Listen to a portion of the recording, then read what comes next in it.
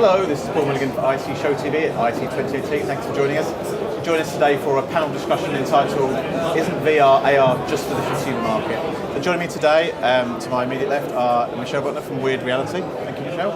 In the middle is Dan Gordon from Holovis, and at the end is Veronique Larcher from Sennheiser. Thank you all for joining us. Thank you. So the first question, is it just for the consumer market? Is that a fair question? Michel, I'm going to pick on you first. Sorry. Well, to be really honest, I think the answer is for both markets. Yeah. We, as Weird Reality, are totally focusing on the business-to-business market. Yeah. Because we see that the consumer market isn't really picking up. And it all has to do with content. Yeah. And we think that as long as there is professional content, it will be picked up by the business market. And Dan, you guys are strictly involved in the sort of what I call professional side of things. I'm guessing you would kind of disagree with the notion. Well, absolutely, yeah. I think it's a fair question because there's been a lot of drive from the consumer market. You see a lot of devices that are in the stores that are aimed purely at, for example, gaming systems. That helps to raise public awareness of this. But it's been taken over from a B2B side as there are much more applications that are really relevant to businesses today. Sure. Veronique, coming to you. I thought it was interesting because obviously Sennheiser has a commercial arm, but you have a professional arm as well. Yep. And obviously you'll bring a kind of audio expertise to all this as well, because we can't forget audio is part of that mix. Would you say it's a fair question? Is it just aimed at the consumer market, or do you think there are? Yeah, it's a fair question indeed. We started with VR with a VR microphone to capture 360 audio, and we sell to professional studios, but they end at content for end users indeed. Now what we see at the same time are other needs, such as for conferencing system, where more and more people are remote and dialing in, so making that an immersive experience, maybe not initially VR like with 360 video, but indeed with 360 audio to make the experience more plausible and appreciable. That we see that as a need. You were discussing about theme park, and I think that too is a pull from the professional market in order to create new experiences. And I could talk about architects, projects, and enabling visiting a space or a venue before the band comes in or before you build it. So these are examples where we see a pull from the professional market as well. Is there sort of an education process maybe that needs to take place with the audience that is maybe at ISE here, that actually it isn't a consumer product, you can do a lot more with it, and you need to kind of get a message across to those people? Is that kind of... Yes, there's a lot of... I mean, once you try it, you get it. Sure. But you need to get to that moment. Sorry, I apologize. You're nodding, yeah. From Holovis' point of view, we're not a manufacturer. We don't actually produce a product that fits into this space. But what we see are people that are becoming aware of the technology and thinking and using their imagination to understand how it will benefit them. So they understand that it's an agnostic technology. It can be applied in so many different situations. It's just the creative process to bring it to life for them, to make it an important part of their set of tools that they can provide. So the conversation is often you having to say, pardon the public, what's real and what's achievable, and maybe what isn't from what they've seen on a TV or a science fiction film or something. To be able to bring people back and show examples of what we do as a company is really important. It's very difficult. It's such an abstract notion to say to imagine a virtual world, imagine a virtual to understand how that makes the end user feel. Yeah. And it's all about that immersion, about how they feel and how they react with that environment. The more accurate you can get to that virtual reality, the better it is to promote the brand or to promote the experience. Is that often a conversation you have to have very early on in the process about what's achievable? Making sure that the client understands what is technically possible and managing their expectations. Sometimes it just isn't possible to make somebody feel in a completely different alien environment on a budget that may not support that kind of thing. People have no clue. Really? Yeah. So I think education is really important. And I'm amazed how little you see of the technology on this exhibition. Oh, really? Yeah, it's the third year. I've been looking at the XR zone. Yeah. And the most striking thing I saw was the vacuum cleaning company which is put into the XR zone. You should come and see us. I've seen your stand, and it's excellent. But it's the third year. I had expected already maybe 3 or 4 vendors like you. Yeah, absolutely. Yeah. And guessing you're kind of disappointed by that in terms of the lack of progress. Yes, and I think the professional installation market is not ready yet for it. Yeah. It will come, but also the manufacturers are not ready for it because they are slowly getting into professional products, Sure. and it will take time. But everybody is firstly focused on the consumer market. Sure. Veronique, are you, with audio, you don't necessarily, when you automatically think of VR or AR, maybe audio isn't the first thing that comes to mind. Well, not to you, but to me, of yeah, course, no, yeah. Yeah, No, but already on But flat, you know. My point is, do you have an even more difficult kind of education process to go through when you're having that discussion to say you need to think about audio too? Yeah. So look, even with a flat screen, it's agreed, okay, that 50% of the emotions that are conveyed by the sound. Yeah. So now if you move to VR, if you don't have this 360 sound, your immersion is not, it's just breaking. Yeah. So it brings it in another level.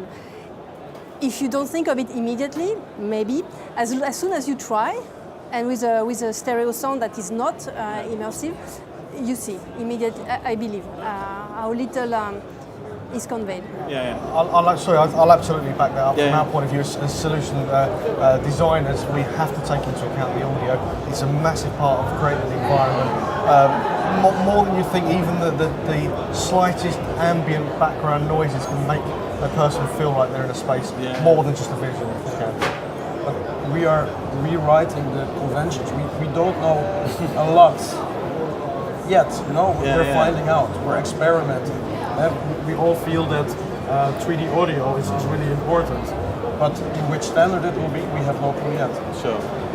And moving on to the second question, I think Veronique's touched on it a little bit already, but I mean, where do we see AR and VR making a real impression in the sort of Pro AV world that we see around us today? Michel, where do you see it making a real... Education, museums, brand experiences, events, and for us... Okay, so not just a whole host of... It will go through the whole line of things you can do with it.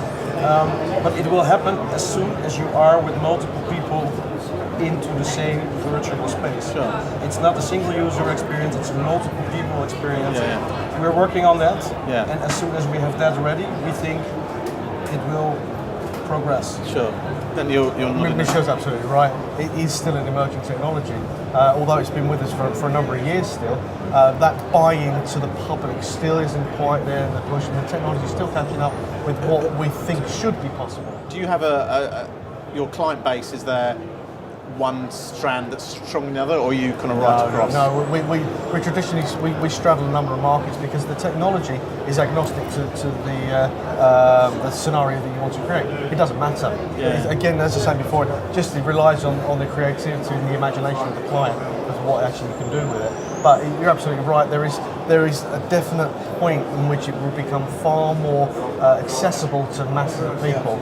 And the hardware is catching up. Sure. We'll get there. We will get there. Veronique, you look after Ambio systems, don't you? I mean, that's looking at things like conferencing, isn't it, in meeting rooms and bringing that kind of, and that's really probably not something you'd think of AR and VR in that respect. So can you talk a bit about how you see that working? Yeah, absolutely. So Ambio is our sub-brand at Sennheiser for immersive audio products.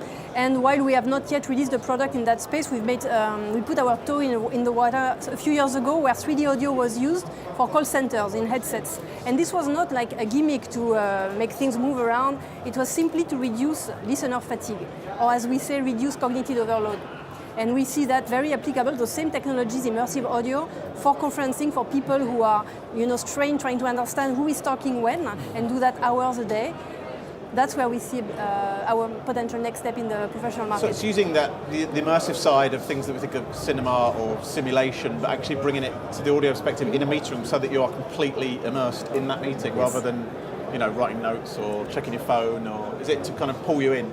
Exactly, and have the speech much more intelligible and the scene more easy to understand and therefore to engage with. Sure. How do Holovis deal with the audio side of things? Do you have partners you work with, or do you handle that yourselves? No, we're a turnkey solution provider. We have our own audio engineers on site. We even have our own little audio studio on site as well, where we can actually bring everything in-house.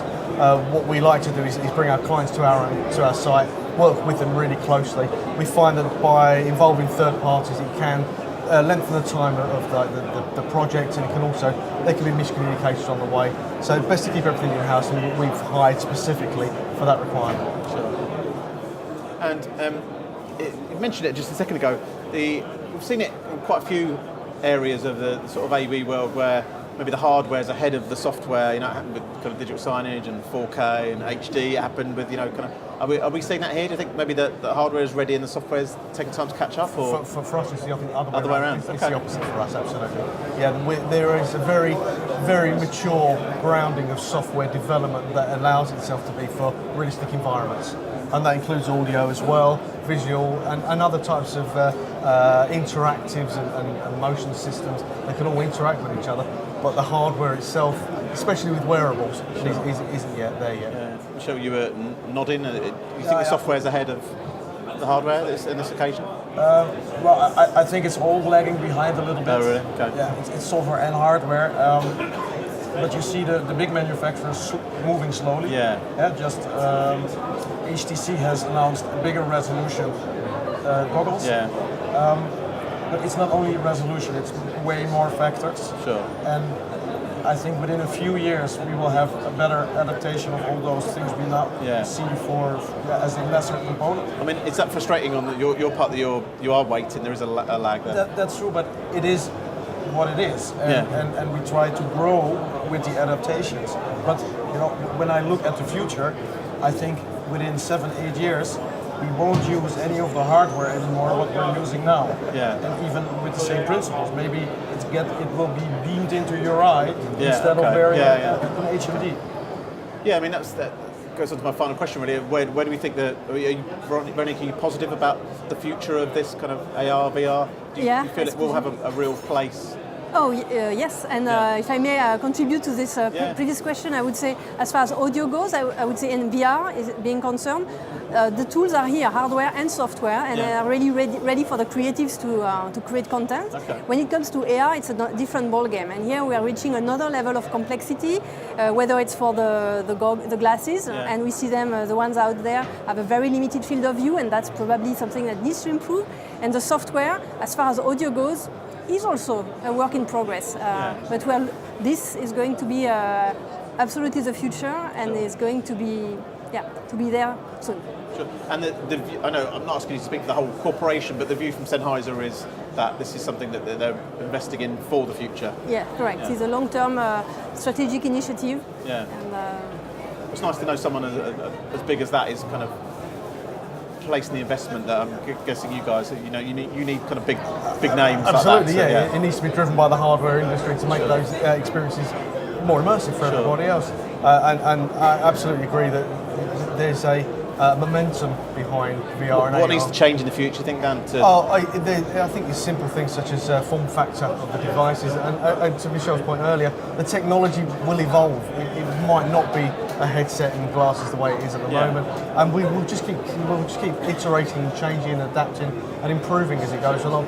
It's at a point now where it is viable for businesses to use in a realistic and appropriate manner. Training and safety, visualization for design review, it's all possible now. It will only get better. So we are lagging behind, to Michel's point, but it will improve, it will get better. Yes. I think the industry is really working on it. Yeah. You see some codec standards being developed, so soon we will have our own VR video codec that will help tremendously. But don't rule out the smaller names. I've been to Shanghai visiting a Chinese manufacturer of an HMD, and after they went in their Kickstarter campaign, they had this huge user base backing them, so they could change the VR landscape and setting a new standard. And before their Kickstarter campaign, nobody had heard of them. Okay. It's always nice to end on a positive note. So, thank you all for taking part. I really appreciate it, and thanks for watching. We'll see you next time.